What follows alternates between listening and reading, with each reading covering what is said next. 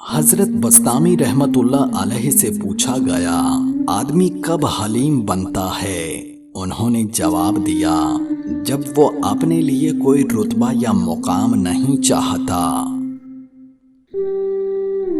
جب انسان نیک ہو جاتا ہے تو اس کا ہر کام نیک ہو جاتا ہے۔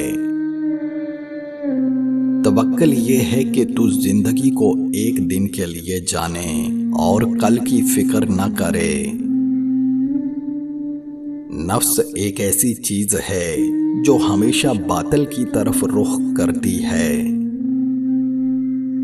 سچ بولنا اور سننا دونوں ہی بڑے مشکل کام ہیں، لیکن سچ بولنے سے دل کو جو سکون ملتا ہے وہ سکون کوئی اور چیز نہیں دے سکتی۔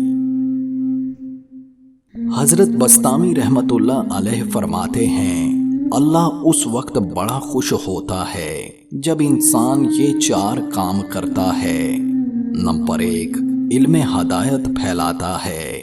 نمبر 2، لوگوں پر رحم و کرم کرتا ہے۔ نمبر 3، اپنے لیے کوئی رتبہ نہیں چاہتا۔ نمبر 4، جب وہ خوش کلامی سے پیش آتا ہے